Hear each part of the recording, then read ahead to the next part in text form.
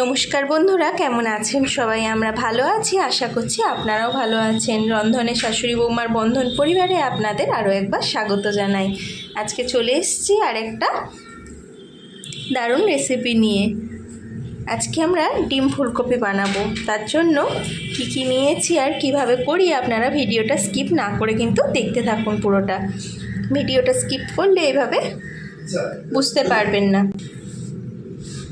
রান্নাটার জন্য আমরা কিছুটা ফুলকপি বড় বড় করে কেটে নিয়ে জলে ধুয়ে পরিষ্কার করে নিয়ে একটু লবণ হলুদ দিয়ে সামান্য জলে ভাপাতে দিয়েছি। একটু জলটা চিটচিট করবে, খুব বেশি সিদ্ধ করা যাবে না, একটু জলটা চিটচিট করবে তখন আমরা জলটা ঝরিয়ে নেব। আর ওদিকে ডিমগুলো সিদ্ধ করে নিয়েছি। এবার চলুন আর কি করি দেখতে থাকুন, ভিডিওটা স্কিপ না করে কিন্তু। এই দেখুন বন্ধুরা, ফুলকপিটা জল ঝরিয়ে কিছুক্ষণ রেখে দিয়েছিলাম। এবার একটি কড়াই সর্ষের তেল দিয়ে ভালো করে গরম করে নিয়েছি। এবার এই তেলের মধ্যে ওই ভাপিয়ে রাখা ফুলকপিগুলো একটু লাল লাল করে ভেজে নেব। আপনারা অবশ্যই কিন্তু ভিডিওটা না করে দেখতে থাকুন আর এইভাবে অবশ্যই একবার রেসিপিটা বাড়িতে ট্রাই করবেন কিন্তু। চলুন ফুলকপিটা একটু লাল লাল করে ভাজা হোক, ওইদিকে আমরা সিদ্ধ করে রাখা ডিমগুলো ছাড়িয়ে নিই আর একটু পেঁয়াজ কলি আর আলু দেবো, সেগুলো রেডি করে নিই। চলুন আপনারা কিন্তু দেখতে থাকুন, ভিডিওটা স্কিপ না করে দেখলে তবেই রান্নাটা এইভাবে করতে পারবেন। আর দারুণ টেস্টের এই রান্নাটা বাড়িতে করে সবাইকে খাওয়াতেও পারবেন। সবাই সবার মতো করে আমরা আমাদের মতো করছি। আপনারা যদি ভালো লেগে থাকে অবশ্যই লাইক কমেন্ট করবেন আর চ্যানেলটিকে সাবস্ক্রাইব করতে ভুলবেন না। চলুন দেখতে থাকুন স্কিপ না করে। এই দেখুন বন্ধুরা, ফুলকপিগুলো লাল লাল করে ভেজে নিয়েছি আশা করে। এবার তুলে নেব। এর মধ্যে এবার সিদ্ধ করে জল ঝরিয়ে রাখা ডিমগুলো ভাজবো আমরা। লবণ হলুদ ডিমগুলো একটু চিড়ে নিয়ে লবণ হলুদ মাখিয়ে নিয়েছি। চলুন এবার সেগুলো ভেজে নিই। এই দেখুন বন্ধুরা, ওই একই তেলের মধ্যে এবার লবণ হলুদ মাখিয়ে রাখা ডিমগুলো আমি দিয়ে দিচ্ছি।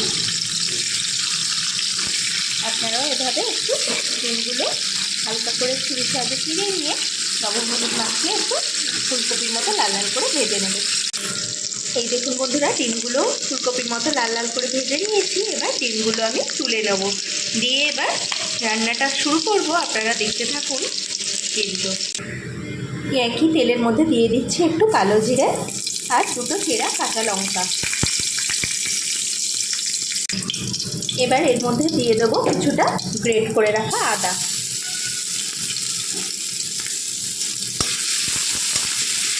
আদাটা দিয়ে দিলাম। এবার দেবো এতে একটু 3 কোয়া মতো রসুন থেতো করা। এই দেখুন দিয়ে দিলাম। এই রান্নাটা বাটা মশলার দরকার হয় না, এইভাবেই রান্নাটা কিন্তু করতে হবে।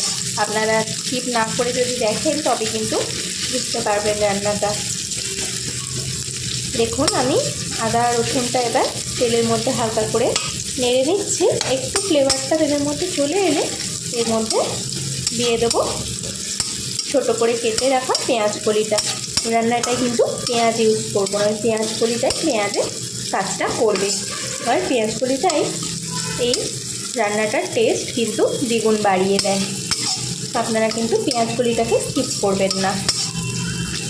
দেখুন আদা আর রসুনটা একটু তেলের মধ্যে নেড়ে ফ্লেভারটা চলে আসা অবধি আমরা অপেক্ষা করলাম। একটু হালকা লাল হয়েছে, এবার দিয়ে দেবো পেঁয়াজ কলিগুলো। দেখুন পেঁয়াজ কলিগুলো দিয়ে দিলাম। এবার তেলের মধ্যে পেঁয়াজ কলিগুলো আমি একটু নাড়াচাড়া করে নিচ্ছি। এবার এর মধ্যে দেব পরিমাণ মতো লবণ আর সামান্য একটু চিনি। এই দেখুন বন্ধুরা, আমি কিছুটা চিনি দিলাম, 2-4 দানা। আর এবার দিয়ে দেবো পরিমাণ মতো লবণ। আপনারা যারা চিনিটা অ্যাভয়েড করতে পারেন, তবে চিনিটা টেস্টের ব্যালেন্স আনার জন্য আর তরকারির কালারটা ভালো আসার জন্য দেওয়াটাই মনে হয় ভালো। যারা না দিতে চান কোনো অসুবিধা নেই, নাও দিতে পারেন। চলুন এবার পেঁয়াজ কলিটা হালকা করে নেড়ে নিচ্ছি লবণ চিনি দিয়ে। এবার দিয়ে দেবো কেটে রাখা টমেটো কুচিটা। আপনারা কিন্তু অবশ্যই এইভাবে একবার ট্রাই করে দেখবেন কি টেস্ট হয় রান্নাটা। আমি টমেটো কুচিটাও দিয়ে দিলাম। এবার একটু ভালো করে নাড়াচাড়া করে নরম করে নেবো একটু পেঁয়াজ কলিটা। এরপরে দেবো আমি গুঁড়ো মশলাগুলো, আপনারা কিন্তু স্কিপ না করে দেখতে থাকুন। দেখুন বন্ধুরা, পেঁয়াজ কলিটা নরম হয়ে গেছে। এবার দিয়ে দিচ্ছি 1/2 চামচ মতো হলুদ গুঁড়ো, 1/2 চামচ মতো জিরে গুঁড়ো, আর তার থেকেও অল্প একটু ধনে গুঁড়ো, আর দিয়ে দেবো একটু কাশ্মীরি লঙ্কার গুঁড়ো। সবটাই কিন্তু খুব অল্প সামান্য করে মশলায় আমরা অ্যাড করব। এবার মশলাটা যাতে ধরে না যায় তার জন্য সামান্য একটু জল দেব। এই দেখুন বন্ধুরা, সামান্য একটু জল দিয়ে আমরা এবার মশলাটা ভালো করে নাড়াচাড়া করে একটু সামান্য কষিয়ে নেব।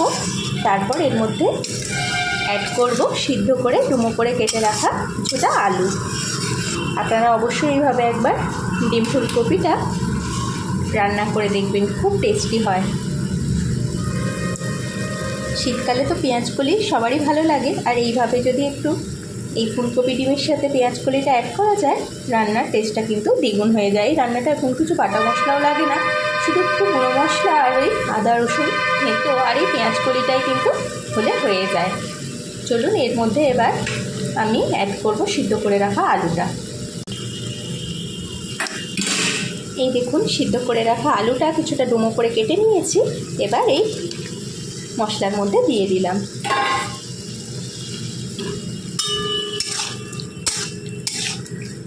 এবার এই পেঁয়াজ কলি আর এই মশলাটার সাথে আলুটা ভালো করে আমরা একটু নাড়াচাড়া করে কষিয়ে নেব। তারপর এর মধ্যে অ্যাড করব ভেজে রাখা ফুলকপিটা। আপনারা কিন্তু স্কিপ না করে দেখতে থাকুন রান্নাটা, আর কি রান্নাটা দিচ্ছি।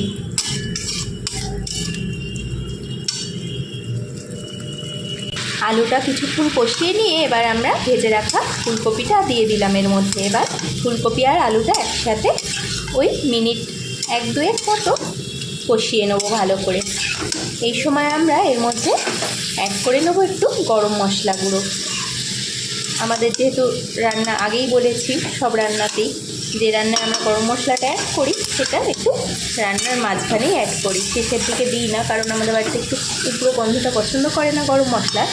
তাই আমি চেষ্টা করি এইভাবে কষানোর সময় অ্যাড করে দিতে। তাতে কী হয়, রান্নার মধ্যে গরম মশলার ফ্লেভারটা চলে আসে, কিন্তু ওই যে একটা লাস্টে দিলে উগ্র গন্ধটা পাওয়া যায় সেটা থাকে না।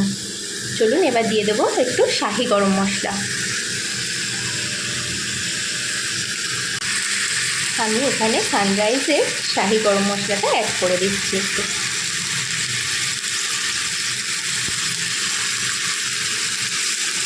এবার গরম মশলাটা একটু নাড়াচাড়া করে নিয়ে রান্নাটা ভালো করে কষানোও হয়ে গেছে, শুকনো শুকনো হয়ে গেছে, আর মশলার গন্ধগুলো খুব ভালোভাবে চলে গেছে। ফুলকপি, আলু, পেঁয়াজ কলি সব মিশিয়ে একটা দুর্দান্ত কিন্তু গন্ধ বেরোচ্ছে। এবার এর মধ্যে আমরা অ্যাড করে দেবো পরিমাণ মতো জল। চলুন আমরা জলটা অ্যাড করে দিই। খুব বেশি ঝোল কিন্তু রান্নাটায় ভালো লাগবে না, একটু গামাখা ঝোলই হবে।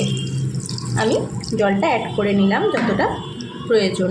ফুলকপিটা সিদ্ধ হবে যেটুকু বাকি। দেখুন ফুলকপি আলুটা ভালো করে কষিয়ে নিয়ে গরম মশলাটা দিয়ে নেড়ে চেড়ে আমি পরিমাণ মতো জল অ্যাড করে দিলাম। রান্নাটা যেহেতু গামাখা হবে সেই পরিমাণ ঝোলটা দেখে নেব সব ঠিকঠাক আছে কি না পরিমাণ, লবণ টবণগুলো টেস্টটা। এবার এর মধ্যে ভেজে রাখা ডিমটা আমি অ্যাড করব। ঝোলটা খুব রিচও হয় না, অথচ খেতে কিন্তু দুর্দান্ত টেস্ট হয়। আপনারা অবশ্যই কিন্তু এইভাবে একবার বাড়িতে ট্রাই করবেন, আর আমাকে কমেন্ট করেও জানাতে ভুলবেন না যে কেমন লাগলো। এবার আমি ভেজে রাখা ডিমগুলো উপর থেকে ঝোলের মধ্যে অ্যাড করছি।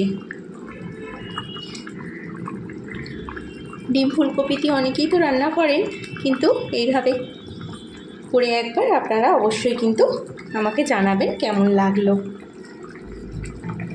ভেজে রাখা ডিমগুলো আমি এবার ঝোলের মধ্যে দিয়ে দিচ্ছি। ডিমটা দিয়ে আবার মিনিট 2-এর জন্য ঢাকাটা আমি দেব, কারণ ডিমের মধ্যে এই ঝোলটা একটু ঢুকতে সময় দেব। চলুন 2 মিনিট পরে আমি আবার দেখাচ্ছি রান্নাটা।